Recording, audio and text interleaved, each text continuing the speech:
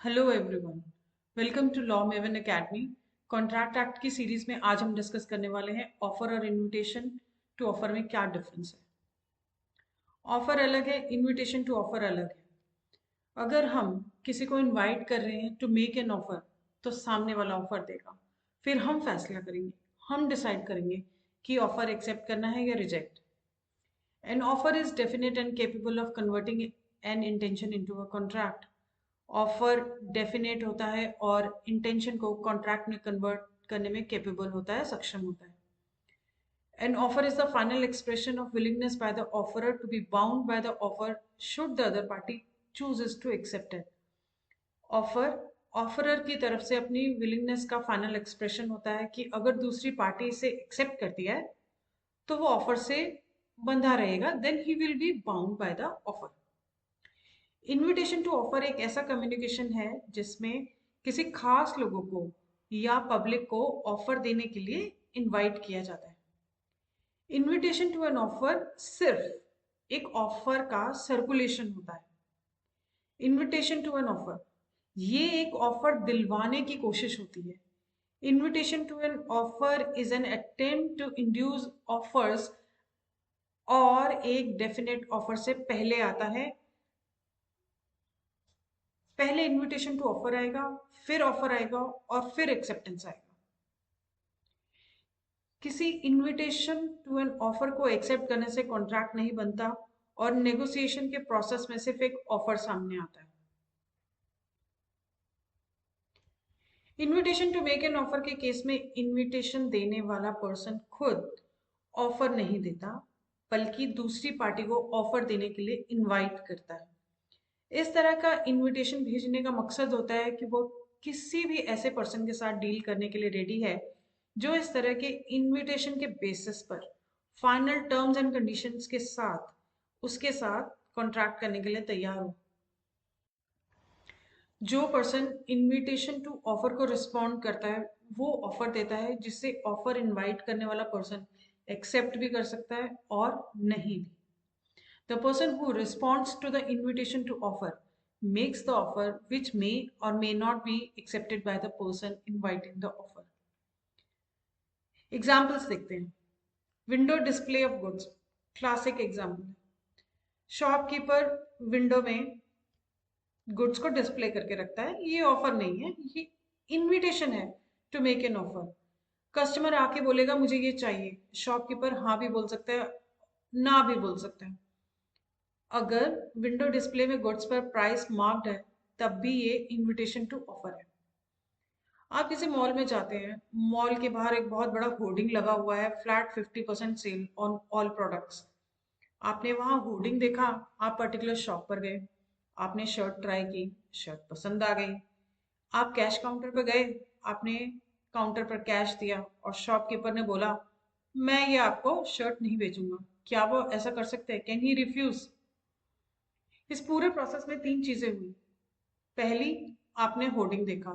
दूसरी, आप cash counter पे गए और आपने बोला मुझे ये शर्ट खरीदना है, उसको पैसे दिए। तीसरी, उसने आपको शर्ट देने से मना कर दिया। इस पूरे प्रोसेस में ऑफर क्या है? आप कैश काउंटर पे गए, आपने शॉपकीपर को बोला मुझे ये खरीदना है, ये एक ऑफर है। जो होर्डिंग था फ्लैट 50% का, वो ऑफर नहीं था, वो इनविटेशन टू ऑफर था। ऑफर है, एक्सेप्टेंस नहीं है, कॉन्ट्रैक्ट बनेगा क्या? नहीं, कॉन्ट्रैक्ट नहीं बनेगा। ऑफर और एक्सेप्टेंस से कॉन्ट्रैक्ट बनता है, इनविटेशन टू ऑफर और एक्सेप्टेंस से कॉन्ट्रैक्ट नहीं बनता। ऑफर इनवाइट करने के लिए जो आपने इनविटेशन दिया है उसे इनविटेशन टू ऑफर कहते हैं। Goods are up for sale, product बेचने के लिए है। शॉपकीपर को प्रोडक्ट बेचना है इसलिए शोरूम में रखे, सेल लगाई। पर सेल लगाना कोई ऑब्लिगेशन तो नहीं है, शॉपकीपर डिसाइड करेगा कि बेचना है कि नहीं। The shopkeeper is not bound to sell. लेकिन जैसे ही शॉपकीपर या कैशियर पेमेंट एक्सेप्ट करता है तो एक कॉन्ट्रैक्ट बन जाता है। Second is auction, announcement of auction sale. An advertisement for sale of goods by auction is an invitation to offer. Auction के थ्रू गुड्स बेचने का एडवर्टाइजमेंट एक इनविटेशन टू ऑफर है।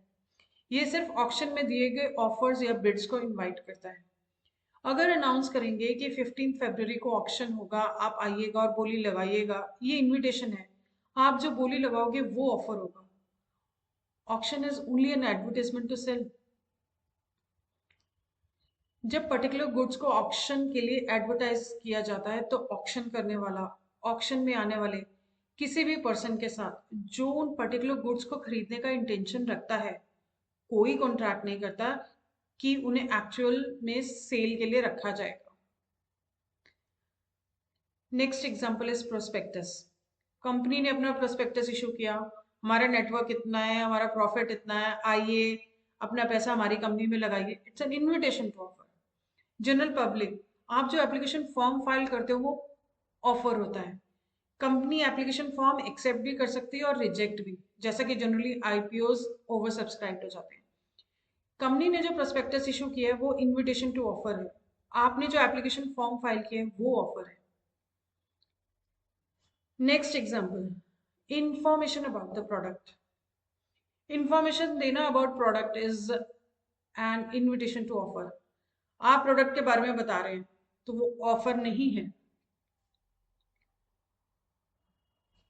नेक्स्ट आप देखते हैं, offer is different from a mayor statement of intention. मैंने आपसे बोला कि मेरी इच्छा है कि मैं मेरी कार सेल कर दूं। आपने पूछा कितने में, मैंने बोला अराउंड 1 लाख रुपीज, करीब 1 लाख रुपए में। आप 1 लाख लेकर आए और बोले कार मुझे दो। मैंने बोला मेरा इंटेंशन है, ये मेरा ऑफर नहीं है, मेरी इच्छा है, बट मैंने डिसाइड नहीं किया कि मैं अपनी कार बेचना ही चाहती हूँ। सिर्फ मेरा इंटेंशन था, मेरी इच्छा थी जो मैंने एक्सप्रेस की थी, but this does not bind me. Is that an offer? No, it's not an offer. It is just mere statement of intention. I am just expressing what I think, what I feel, but I do not intend to give you that particular offer. लेकिन अगर मैं specifically ये बोलूँ, I am interested in selling my car for ₹1 lakh. Anyone who wants to buy it can come and buy it. This is an offer. मैंने बोला मैं सोच रही हूँ कि मैं अपनी कार बेच दूँ, ये ऑफर नहीं है, ये सिर्फ स्टेटमेंट ऑफ इंटेंशन है। आप मुझ पर कोई केस नहीं फाइल कर सकते on the basis of statement of intention. Offer था ही नहीं, जब तक ऑफर एक्सेप्टेंस नहीं, कॉन्ट्रैक्ट नहीं। इसी तरह न्यूज़पेपर या मैगजीन में सेल का एडवर्टीजमेंट देना ऑफर नहीं होता। हैरिस वर्सेस निकर्सन के केस में कहा गया कि अगर ऑक्शन कैंसिल हो जाती है तो एडवर्टाइज्ड प्लेस ऑफ ऑक्शन पर आया कोई भी पर्सन ब्रीच ऑफ कॉन्ट्रैक्ट के लिए स्यूम नहीं कर सकता। Offer and a mere communication of information in the course of negotiation. जब भी हम कोई सामान रोड साइड या ओपन मार्केट से खरीदते हैं तो बार्गेन करते हैं। हमें पता होता है प्राइस रीजनेबल है, पर फिर भी बार्गेन करते हैं। जब आप सिर्फ नेगोशिएट कर रहे हो तो आप उसे कभी भी फाइनल ऑफर नहीं मानोगे, क्योंकि वो डिस्कशन स्टेज पर है। हार्वी वर्सेस फेसी, ये एक लैंडमार्क केस है जो ये एस्टैब्लिश करता है कि mere statement of the lowest price at which the vendor would sell contains no implied contract to sell at that price to the person making the inquiry. सिर्फ ये बताने से कि सेलर किस लोएस्ट प्राइस पर बेचेगा, उस प्राइस पर इंक्वायरी करने वाले पर्सन को सेल करने का कोई इम्प्लाइड कॉन्ट्रैक्ट नहीं बनता। इस केस में हार्वी प्लेंटिफ है। हार्वी ने एक टेलीग्राम के थ्रू डिफेंडेंट से 2 क्वेश्चन पूछे। Will you sell us bumper hall pen and telegraph lowest cash price? Defendants reply करते हैं through telegram. The lowest price for bumper hall pen is £900. Plaintiff ने एक और टेलीग्राम भेजा जिसमें कहा गया कि we agree to buy bumper hall pen at £900. लेकिन डिफेंडेंट्स ने उस प्राइस पर प्रॉपर्टी बेचने से मना कर दिया। प्लेंटिफ्स ने डिफेंडेंट पर केस दायर करते हुए कहा कि उन्होंने प्रॉपर्टी को £900 में बेचने का ऑफर दिया था, इसलिए वो उस ऑफर से बंधे हुए हैं, they are bound by the offer. लेकिन प्रीवी काउंसिल प्लेंटिफ से एग्री नहीं करते कि प्लेंटिफ ने 2 क्वेश्चंस पूछे थे, लेकिन डिफेंडेंट ने सिर्फ दूसरे क्वेश्चन का रिप्लाई प्राइस बता कर दिया, लेकिन विलिंगनेस टू सेल के बारे में अपना रिप्लाई रिजर्व रखा। इस तरह उन्होंने कोई ऑफर नहीं दिया। इस केस में यह डिसीजन दिया गया कि सिर्फ उस लोएस्ट प्राइस के स्टेटमेंट जिस पर सेलर या वेंडर बेचेगा उसमें उस पर्सन को सेल करने का कोई इम्प्लाइड कॉन्ट्रैक्ट नहीं बनता जिसने प्राइस के बारे में इंक्वायरी की थी। तो ये था आज का वीडियो। उम्मीद करती हूँ ये वीडियो आपको यूजफुल लगा होगा। Don't forget to like, share, comment and subscribe.